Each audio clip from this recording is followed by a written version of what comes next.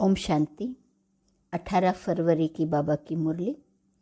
मीठे बच्चे, तुम्हें क्षीर खंड होकर रहना है, मतभेद में नहीं आना है। कोई भी गंदी आदत है तो उसे छोड़ देना है, किसी को भी दुख नहीं देना है। क्षीर खंड होकर रहना है, मतभेद में नहीं आना है। कोई भी गंदी आदत है तो उसे छोड़ देना है, किसी को भी दुख नहीं देना है। आज शिवरात्रि का दिन है। शिव जयंती महोत्सव धूमधाम से सब जगह पर मना रहे हैं। शिव जयंती 100 बच्चों की जयंती। तो इसी के उपलक्ष्य में बाबा हम बच्चों को आज की मुरली से जैसे कि ये प्रतिज्ञा करा रहे हैं। प्रश्न है, जन्म जन्मांतर के लिए ऊंच पद पाने के लिए कौन सा रहम स्वयं पर जरूर करना है? उत्तर, स्वयं के अंदर से जांच करके जो भी बुरी आदतें हैं, क्रोध आदि विकार हैं, उन्हें निकाल देना, क्षीर खंड होकर रहना, एक की श्रीमत पर चलना, मतभेद में न आना, कोई भी इविल बातें न सुनना न सुनाना, यही अपने ऊपर रहम करना है। इससे ही जन्म जन्मांतर के लिए ऊंच पद मिल जाता है। जो अपने पर रहम नहीं करते वह 21 जन्मों के सुख को लकीर लगा देते हैं। स्वयं के ऊपर कौन सा रहम करो ताकि जन्म जन्मांतर के लिए ऊंच पद पा सको। तो उसमें भी बाबा ये बातें बता रहे हैं, जो बुरी आदतें हैं उन्हें निकाल देना है, श्रीमत पर चलना है, क्षीर खंड होकर रहना है, मतभेद में नहीं आना है, कोई भी इविल बातें न सुनना है न सुनाना है। ये धारणाएं करना, यही अपने ऊपर रहम करना है। रहम करेंगे तो जन्म जन्मांतर के लिए ऊंच पद मिलेगा, नहीं तो 21 जन्मों के सुख को लकीर लगा देते हैं। गीत ओम नमः शिवाय। ओम शांति। शिव बाबा की महिमा बच्चों ने सुनी। यह महिमा कौन करते हैं और कौन जानते हैं? सिर्फ ब्राह्मण कुल भूषण अर्थात नई मनुष्य सृष्टि की संप्रदाय, जिन्हें परमपिता परमात्मा ने अपना बनाया या जन्म दिया है, वही जानते हैं। क्योंकि पहले पहले इस सृष्टि में वही ब्रह्मा द्वारा जन्म लेते हैं। जैसे तुमने पहले पहले जन्म लिया है परमपिता परमात्मा से, तो वह है सभी का सहायक, सारी दुनिया का सहायक, सभी दुख दूर करने वाला है। मनुष्य बहुत दुखी है क्योंकि अभी है कलयुग का अंत, तो सभी का सहायक बनते हैं। फिर भी अक्सर है ना आम और खास, तो खास भारत का है, उनमें भी खास जो बहुत जन्मों के अंत के जन्म में आकर मिलते हैं, अर्थात जो पहले पहले सृष्टि पर आते हैं। तुम बच्चे जानते हो तो कैसे सबका सहायक आकर बनते हैं। भगत भगवान को याद करते हैं परंतु भगवान को जानते नहीं हैं। जब भगवान को ही नहीं जानते हैं तो भगवान जो नई ब्राह्मण मुख वंशावली रचते हैं उनको भी नहीं जानते। परमपिता परमात्मा आकर पहले पहले ब्राह्मण संप्रदाय रचते हैं, यह कोई को पता ही नहीं।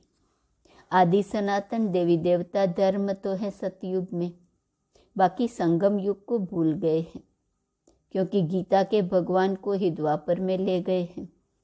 सतयुग के आदि और कलयुग के अंत के संगम का किसको पता नहीं है, न गीता के भगवान को जानते हैं।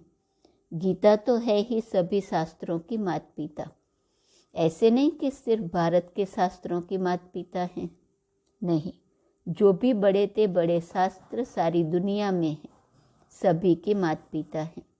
भगवान उवाच, मैं तुमको फिर से सहज राजयोग सिखाता हूँ। जिसको फिर गीता नाम दिया है। तो अपने को भी कहना पड़ता है कि हम नई गीता सुनाते हैं, पुरानी गीता तो खंडन की हुई है। यह तो भगवान खुद अपने मुख कमल से बैठ सुनाते हैं।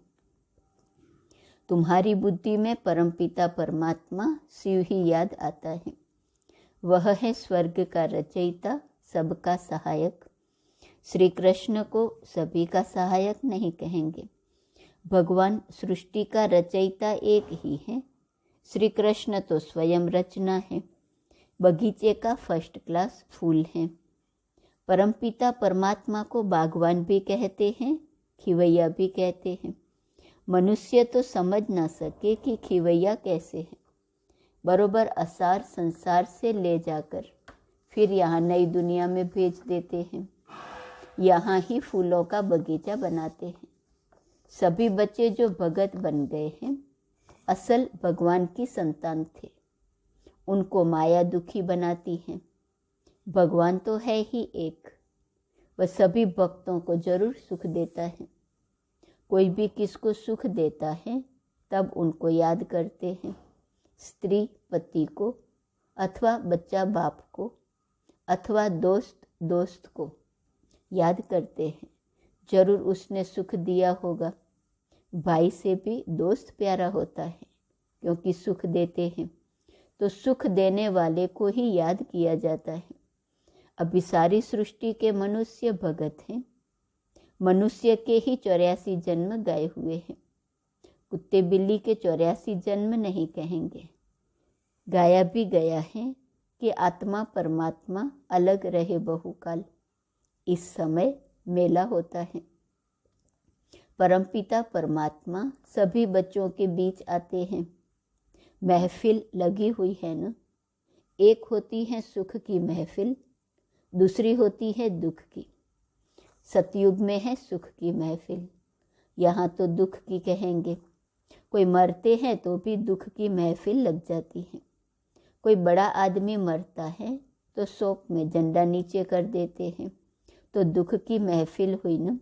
भगत बहुत दुखी होते हैं तो भगवान को याद करते हैं, परंतु उनको जानते बिल्कुल नहीं।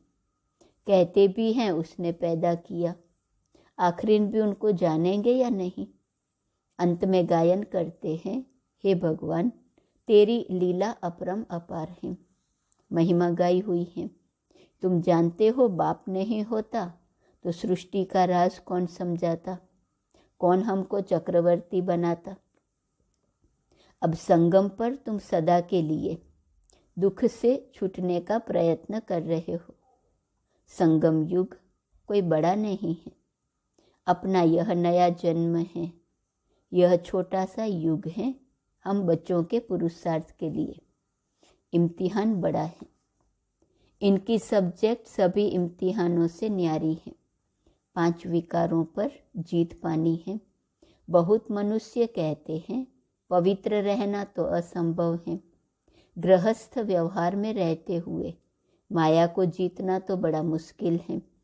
समझते हैं ऐसा उस्ताद तो मिल न सके। सन्यासी भी घर बार छोड़ने बिगर पवित्र रह नहीं सकते। तो बाप इस माया पर जीत पाने की युक्ति बताते हैं, जैसे कल्प पहले भी सिखाई थी। जब बाबा सिखाते हैं तब हम भगत से ज्ञानी बनते हैं। इसको ही भारत का प्राचीन ज्ञान और योग कहा जाता है। इसको दुनिया में कोई भी नहीं जानते। बाप समझाते हैं यह ज्ञान प्रायः लोप हो जाता है और यह देवता धर्म भी लोप हो जाता है। ड्रामा में ही ऐसा है।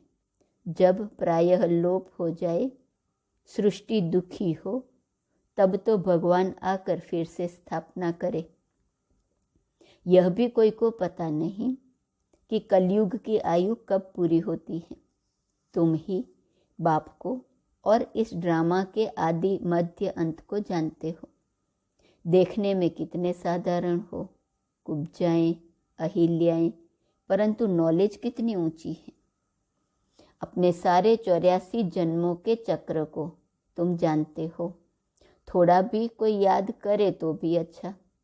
परंतु कोई प्रश्न पूछे और उत्तर देना न आए तो बोलना चाहिए कि हम अभी पढ़ रहे हैं, हमसे बहुत तीखे हैं, वह आपको अच्छी रीति समझा सकेंगे। अपना अहंकार नहीं रखना चाहिए, कह देना चाहिए हमारी बड़ी बहन जी बहुत तीखी हैं, आप फिर कोई समय आना तो वह समझाएंगी। समझो कोई ऐसा प्रश्न निकलता है तो तीखी भी उसका उत्तर नहीं दे सकती, तो बोलना चाहिए हम सब पढ़ रहे हैं, अंत तक पढ़ते रहेंगे, गुह्य से गुह्य नॉलेज सुनते रहेंगे। यह पॉइंट अभी हमको समझाई नहीं गई है। यह तो जरूर है, इतना समय जो पढ़ा है तो जरूर अर्जुन गुह्य पॉइंट्स रही हुई हैं जो सुनाते रहेंगे। स्कूल में भी धीरे धीरे पढ़ाया जाता है, ऐसे थोड़े एक ही दिन में सारी नॉलेज मिल जाती है। वैसे यहाँ भी पढ़ाई में, योग लगाने में, आप समान बनाने में समय लगता है। बाप दिन प्रतिदिन सहज कर समझाते हैं। भगवान एक हैं, उनको ही सब याद करते हैं। भगवान ही हेवन स्थापन करते हैं, तो जरूर देवता बनाने के लिए संगम पर ही राजयोग सिखाएंगे। तो मैनर्स भी ऐसे चाहिए। जब पाप खत्म हो तब तो विजयमाला का दाना बने, टाइम लगता है। यह है सुहावना संगम का मेला। समझाना है सारी दुनिया के मनुष्य भगत हैं, साधना करते हैं भगवान के लिए कि परमात्मा आकर सभी को वापिस ले जाए, मुक्ति जीवन मुक्ति का ज्ञान दे देवे, देवता धर्म की स्थापना करे। सन्यासी तो समझते हैं सुख कागविष्टा समान है, सो तो जरूर इस दुनिया का सुख ऐसा है, परंतु क्या भारत में कभी सुख नहीं था? सन्यासी तो पसंद करते हैं मुक्ति को, वह कभी जीवन मुक्ति का ज्ञान दे न सके। भगवान को ही आकर राजयोग सिखाना है, सन्यासियों को नहीं सिखाना है, क्योंकि वह कोई आदि सनातन देवी देवता धर्म स्थापन नहीं करते हैं। अभी सब कहते भी हैं कि एक मत हो, परंतु इस दुनिया में तो एक मत हो न सके। अथाह मतें हैं, माता पिता, भाई बहन, काका मामा आदि सब अनेक मत देने वाले हैं। अब उन पर नहीं चलना है, एक की ही श्रीमत पर चलना है। भगवान आकर एक श्रीमत देते हैं तो फिर एक मत की राजधानी हो जाती है। देवी देवताएं सदैव क्षीरखंड रहते हैं, यहाँ तो बहुत लड़ते झगड़ते रहते हैं। शास्त्रों में भी है कि कौरव पांडव दिन में लड़ते थे, रात को क्षीरखंड हो जाते थे। यहाँ भी बच्चे समझते हैं कि हमारे में क्रोध का अंश आ गया, बाबा हम आपसे माफ़ी मांगते हैं। तो तुमको भी देखना चाहिए सारे दिन में किसको दुख तो नहीं दिया, किससे मतभेद में तो नहीं आए, किससे इविल तो नहीं बोला जिससे कोई को दुख हुआ हो। इविल तो कभी नहीं सुनना चाहिए। ऐसा कुछ देखा सुना तो बाप को बताना चाहिए। बाप ही बच्चों को सब समझाते हैं, नहीं तो आदत पक्की हो जाए। कोई में कोई भी गंदी आदत है तो छोड़ देना चाहिए, नहीं तो पद भ्रष्ट हो पड़ेंगे। बादशाही के आगे प्रजा के नौकर चाकर गरीब ही कहेंगे ना, या मजदूर लोग क्या हैं? वहाँ भी मकान बनाने वाले तो होंगे ना। तो बाप समझाते हैं कभी लून पानी नहीं होना चाहिए, क्रोध करना बहुत बुरा है। जन्म जन्मांतर के सुख को लकीर लग जाती है। अपने ऊपर रहम करते रहो। ज्ञान मार्ग में मैनर्स बहुत अच्छे चाहिए। 5 भूतों को भगाते रहो। बाप श्रीमत देते हैं और क्या करेंगे। बहुत लिखते भी हैं, बाबा हमारा क्रोध छूट गया है, बीड़ी पीना आदि गंदी आदतें छूट गई हैं, तो गोया अपने पर रहम किया न। अब हेवनली गॉड फादर स्वर्ग का पद प्राप्त कराने हमको पढ़ा रहे हैं। ऐसा बुद्धि में आता है। यह नशा रहना चाहिए। जितना याद करेंगे उतनी खुशी रहेंगी। बल भगवान को सभी तो नहीं जानते, परंतु न जानते भी कल्याण तो सभी का होना है। सभी को यह पता पड़ जाए कि भगवान आया है तो यहाँ भीड़ मच जाए, चींटियों मिसल आकर इकट्ठे हो, मिल भी न सके।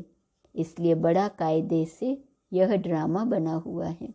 अच्छा, मीठे मीठे सिकी लदे बच्चों प्रति माता पिता बाप दादा का याद, प्यार और गुड मॉर्निंग। रूहानी बाप की रूहानी बच्चों को नमस्ते। रूहानी बच्चों की रूहानी बाप को नमस्ते नमस्ते नमस्ते। धारणा के लिए मुख्य सार, पहली पॉइंट है ज्ञान और योग सीख। भगत से ज्ञानी तो आत्मा बनना है। गृहस्थ व्यवहार में रहते माया को जीतना है, पवित्र जरूर बनना है। दूसरी पॉइंट, ज्ञान मार्ग में बहुत अच्छे मैनर्स धारण करने हैं। बहुत बहुत मीठा निरअहंकारी बनना है। इविल बातें नहीं बोलनी है, मतभेद में नहीं आना है। वरदान, समेटने की शक्ति द्वारा पेटी बिस्तरा बंद करने वाले समय पर एवर रेडी भव। एवर रेडी उसे कहा जाता जो समेटने की शक्ति द्वारा देह के संबंध, पदार्थ, संस्कार सबका पेटी बिस्तरा बंद करके तैयार हो। इसलिए चित्रों में भी समेटने की शक्ति को पेटी बिस्तरा पैक किया हुआ दिखाते हैं। संकल्प भी न आए कि अभी यह करना है, यह बनना है, अभी यह रह गया है। सेकंड में तैयार, समय का बुलावा हुआ और एवर रेडी। कोई भी संबंध व पदार्थ याद न आए। इतना समेटा हुआ हो सब जो अंत में कुछ भी याद न आए। स्लोगन, परमात्मा के गुण और शक्तियों को स्वयं में धारण करना ही महान तपस्या है। आज का स्वमान है, मैं सुख करता दुख हरता हूँ। अव्यक्त इशारे की पॉइंट है 18 फरवरी। अपने आप से प्रतिज्ञा करो कि छोटी छोटी बातों में मेहनत नहीं लेंगे, किसी भी माया के आकर्षित रूप में धोखा नहीं खाएंगे।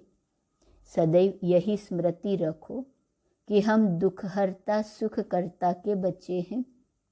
किसके भी दुख को हल्का करने वाले, स्वयं कभी भी एक सेकंड के लिए भी संकल्प व स्वप्न में भी दुख की लहर में नहीं आएंगे। ओम शांति।